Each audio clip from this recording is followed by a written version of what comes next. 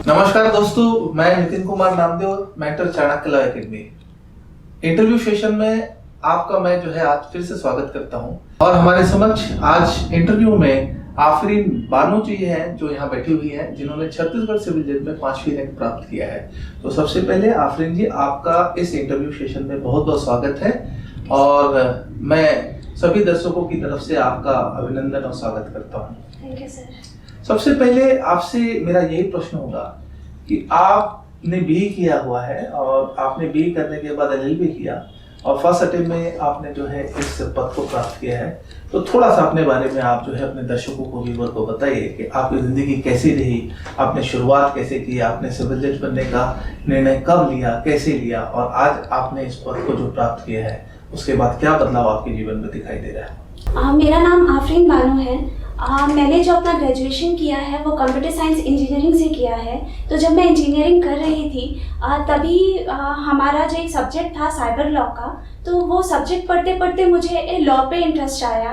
और क्योंकि बिलासपुर में हर जगह, बिलासपुर को न्यायधानी कहा जाता है, तो हर जगह जो बोर्ड्स लगे रहते थे, ठीक है, कोर्ट्स को लेकर, और जो हर जगह जो चीज़ें दिखती थी वो सब चीज़ें मुझे अट्रैक्ट की। जब मैं बीई कर रही थी तो फाइनल ईयर पे फिर मैंने लॉ के कॉलेजेस के बारे में पता करना शुरू किया और जैसे ही मेरा बीई कंप्लीट हुआ फिर मैंने किया लॉ कॉलेज में एडमिशन ले लिया। जैसा कि अभी आपने बताया कि जैसे आपने बीई किया तो आपने तुरंत जो है नेक्स्ट ईयर एलएलबी का एडमिशन ले लिया। तो आपने क्या फर्स्ट ईयर से ही जो है जुडिशरी की तैयारी करना शुरू कर दी या आपने वेट किया, या आपने किस तरह से अपने आप को जुडिशरी की तरफ जो है मोटिवेट किया? जब मैंने लॉ पे एडमिशन लिया तो जो मेरे सीनियर्स थे कॉलेजेस पे वो सब वहाँ बैठ के जुडिशरी की तैयारी करते थे लाइब्रेरी वगैरह पे। तो उनको देखकर मुझे मतलब जुडिशरी पे इंटरेस्ट आया और फिर मैंने भी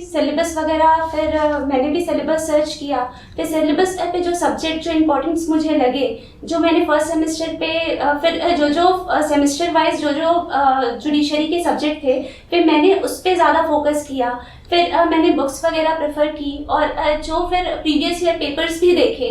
फिर उस तरीके से फिर मैंने अपनी स्टडी को फिर कंटिन्यू किया। फर्स्ट सेमेस्टर से ही मैं सिविल जज के लिए ही प्रिपेयर कर रही थी। तो बहुत अच्छा, मतलब आपने फर्स्ट ईयर से अपने आप को जो है इस पद के लिए तैयार कर लिया था।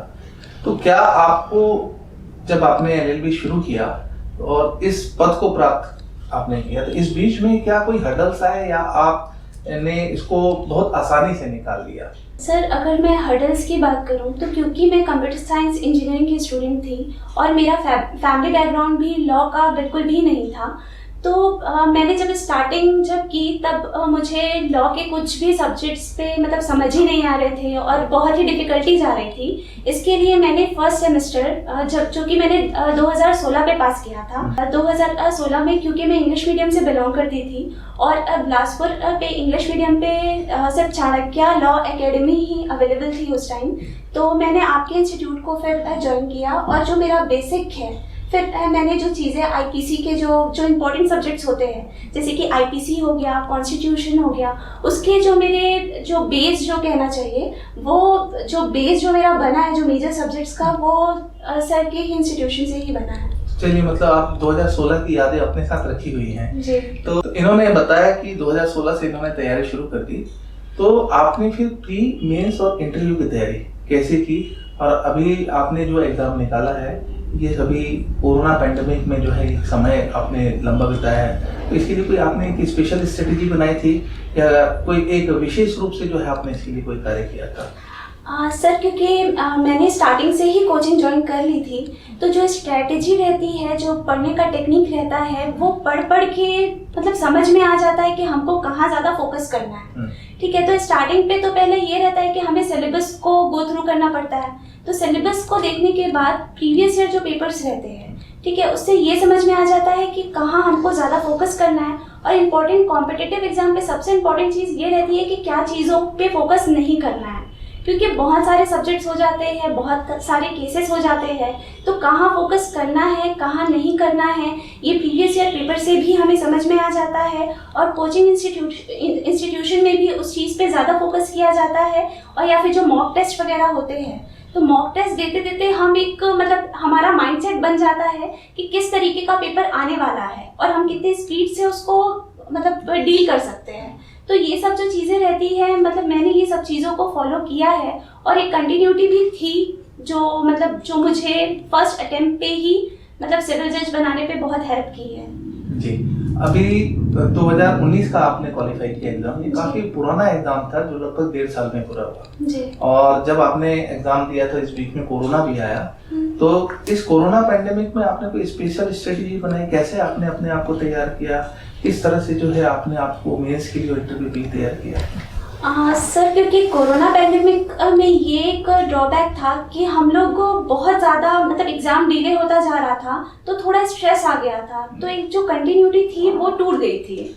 तो वो कंटिन्यूटी को मतलब आगे मतलब कंटिन्यूटी उतनी बन नहीं पा रही थी। इसके लिए फिर मैंने सर्च किया नेट पे ऑनलाइन क्लासेस वगैरह के लिए। तो फिर सर आपका इंस्टीट्यूशन शो कर रहा था जो छत्तीसगढ़ पे जो बेस्ट है। तो फिर मैंने जब ये ऑनलाइन क्लासेस अटेंड की तो फिर एक थोड़ा कॉन्फिडेंट अपने आप में बिल्डअप होता गया। और ये पैंडेमिक के दौरान सर के साथ मैं 3 महीने तो जुड़ी ही हूँ, जिसमें मैंने प्री भी सर का जो प्री का बैच था मैंने उसको भी ज्वाइन किया और मेंस भी मैंने पूरा ही किया है। तो ये बहुत ही अच्छा था हमारे लिए और ये मतलब एग्ज़ाम को क्लियर करने में हमारी बहुत ही हेल्प किया है। तो जैसा कि अभी आपने बताया कि आपने हमारी क्लासेस जो है ऑनलाइन में ली, तो आप व्यूवर्स को बताना चाहेंगे कि ऐसी कौन सी चीज़ जो है हमारे ऑनलाइन क्लासेस में आपको इंस्टिगेट की या मोटिवेट की जो आपको इस सफलता में बहुत मददगार हुई? ये ऑनलाइन क्लासेस जो है एक्चुअली मैंने भी पहली बार ही अटेंड की थी। तो पहले तो ऐसा लग रहा था कि मतलब कुछ बेनिफिट होगा नहीं होगा, एक दिमाग में एक डाउट सा था क्योंकि जो चीज़ें हमें फिजिकल मिल पाती है वो ऑनलाइन पे थोड़ा डिफ़िकल्ट है, स्पेशली जब हम मेंस के जजमेंट्स लिखते हैं। तो चेक मेंस पे जो जजमेंट्स को चेक कराने वाली जो चीज़ें रहती है, तो ये चीज़ों पे थोड़ा ऐसा लग रहा था कि बेनिफिट होगा नहीं होगा टाइप से। लेकिन जब मैंने ये क्लासेस ज्वाइन की तब जो सर का जो ऐप था उसकी क्वालिटी वगैरह भी बहुत ही अच्छी है और ऐसा कभी हम लोग को मतलब हम लोग जितने लोग थे कभी किसी को ऐसा कभी कुछ फेस ही नहीं हुआ कि हम लोग कुछ ऑनलाइन क्लासेस में बैठे हुए हैं। मतलब क्लैरिटी भी इतनी थी चीज़ों पे और जो इंट्रैक्शन होता है सर का वो फिजिकल क्लास में जैसा होता है सेम वैसा ही फील हो रहा था। और जो सर की सबसे अच्छी चीज़ ये थी कि हम लोग का मतलब जो मॉक टेस्ट वगैरह होते हैं वो सेम वैसे ही लग रहे थे कि जैसे हम एग्ज़ाम पे बैठ के जो हम टेस्ट देते हैं, जो एग्ज़ाम हॉल पे जो 2 आवर का जो रहता है प्री का, तो सेम वही चीज़ें फील हो रही थी और पूरा वैसा ही लग रहा था कि हम एग्ज़ाम हॉल पे है। और सबसे बेस्ट पार्ट तो ये था कि कभी ऐसा होता था कि हम हमारी क्लासेस जो टाइम जो रहता था सर जो अलॉट करते थे हमें, वो कभी हम बिजी हो जाते थे या फिर कुछ भी इशू हो जाता था तो वो चीज़ें छूट जाती थी। लेकिन सबसे बेस्ट पार्ट ये था कि जो क्लासेस है वो रिकॉर्ड रहती थी और हम फिर उसे कभी भी देख सकते हैं, रिवाइज करके भी देख सकते थे।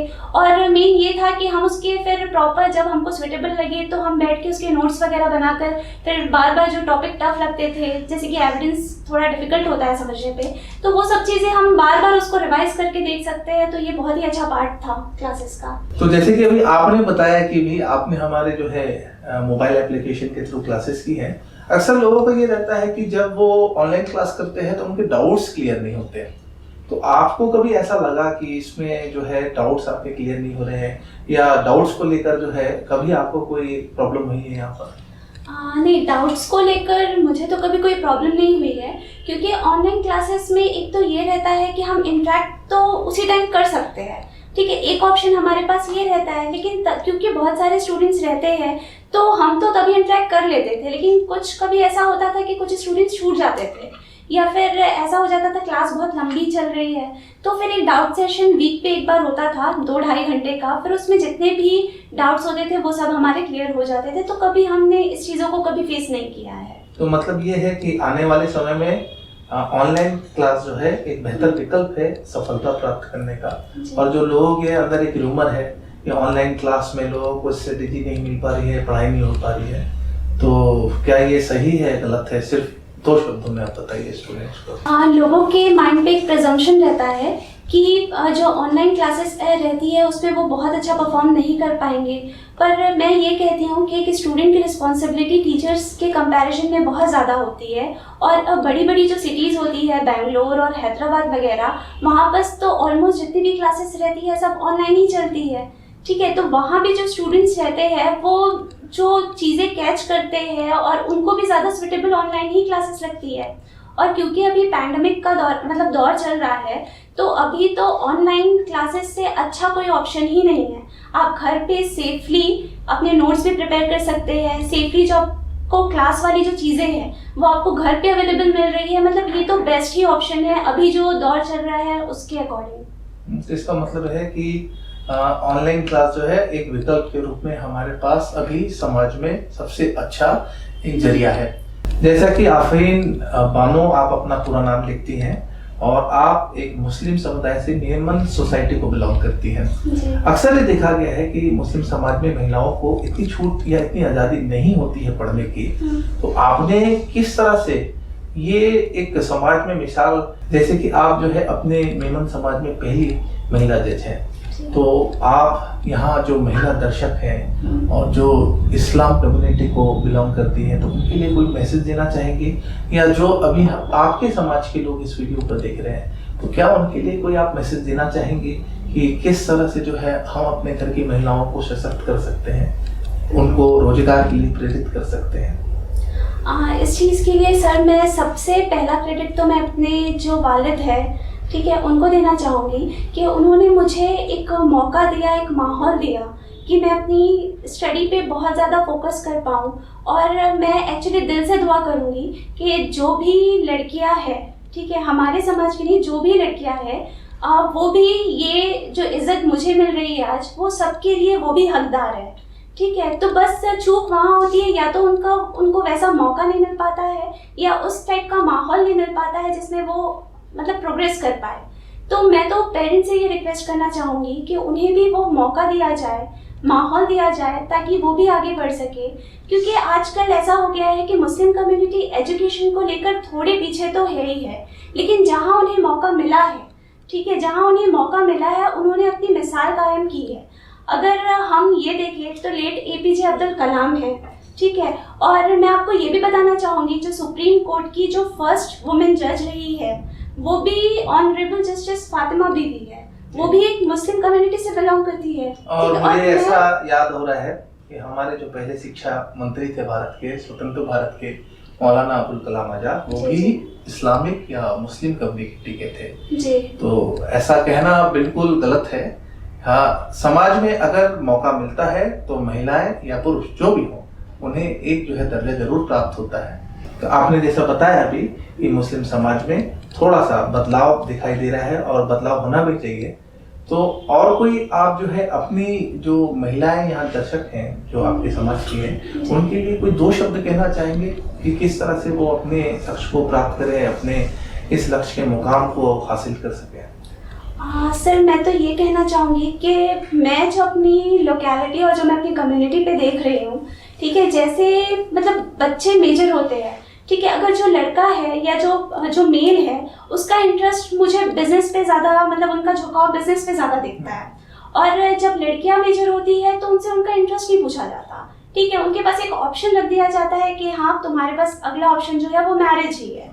तो पेरेंट्स को, मेरे ख्याल से ना, पेरेंट्स को जितना कंसर्न वो उसकी मैरिज के लिए हो रहे हैं, उतना ही कंसर्न अगर वो उसके एजुकेशन, उसके करियर को लेकर होंगे ना, तो हर लड़की आफरीन बन सकती है। तो आफरीन, क्या आपके साथ कभी ऐसा दौर आया है कि आपको भी इस दौरान में शादी के लिए प्रेरित किया गया हो या आप? हाँ सर, मैं ये चीज़ों को 3-4 साल से फेस करते हुए आ रही हूँ, लेकिन ये है कि मेरे मम्मी पापा ने मुझे बहुत ही सपोर्ट किया है और मेरे मम्मी पापा के लिए सबसे ज़्यादा इम्पोर्टेंट जो है वो मेरी खुशी है, ठीक है। तो उनको अभी ऐसा लग रहा है कि मेरी खुशी स्टडी पे है या मेरी खुशी लॉ फील्ड पे थी, तभी मुझे इतना बड़ा डिसीजन जो मैंने इंजीनियरिंग के बाद जो मैंने लॉ कर लिया, ठीक है, उसमें भी उन्होंने मुझे मतलब बहुत ही अच्छा, मतलब बहुत अच्छे से सपोर्ट किया है।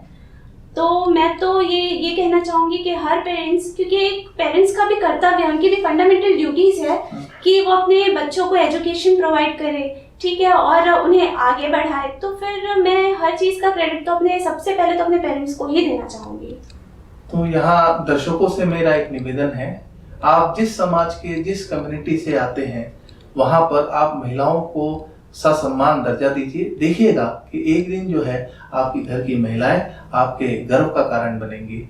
यहाँ चाहे वो आफरीन बानो हो, चाहे वो फातिमा बीबी हो, या दुनिया के किसी भी धर्म के अगर महिलाओं की हम बात करें तो महिलाओं को भी जो है आगे बढ़ने का मौका हर धर्म को, हर समाज को देना चाहिए। यहाँ पर हम किसी एक व्यक्ति का समाज की बात नहीं कर रहे हैं, पर चूंकि आफरीन बानो जो है हमारे यहाँ भारत में मेमन समाज से पहली महिला जज हैं, इसलिए आपके लिए ये बहुत महत्वपूर्ण है कि आप इनसे प्रेरित होकर अपने लक्ष्य को पूरा कर सकते हैं। तो ये थी हमारे सामने आफरीन बानो, जिन्होंने 5वीं रैंक प्राप्त करके छत्तीसगढ़ सिविल जज 2019 में अपना पद प्राप्त किया है। आपने इनके विचारों के साथ साथ जो है इनकी जीवन की एक छोटी सी कहानी भी जो है आपने सुनी है। हम चाहेंगे कि महिलाएं जो है आगे बढ़कर अपने पद को प्राप्त करें, अपने लक्ष्य को प्राप्त करें। हर महिलाओं को समान हक है समानता के साथ जीने का, और इसका सबसे अच्छा उदाहरण जो है हमारे पास आज आफरीन बानो का है। तो दर्शकों, आज जो है हम इस इंटरव्यू की कड़ी में सबसे पहले आफरीन बानो का जो है धन्यवाद देंगे कि उन्होंने आज आपके सामने जो है अपने जीवन के बहुत बहुमूल्य जो है तथ्यों को आपके सामने रखा। और चाणक्य लॉ एकेडमी की तरफ से इस इंटरव्यू सेशन में आपका मैं धन्यवाद देता हूं। हम जल्दी ही मिलेंगे अपने नए इंटरव्यू सेशन में नए स्टूडेंट के साथ में, नई नई बातों को लेकर, नए नए अनुभवों को लेकर। तब तक आप लोग अपने घर में स्वस्थ रहिए, सुरक्षित रहिए। धन्यवाद।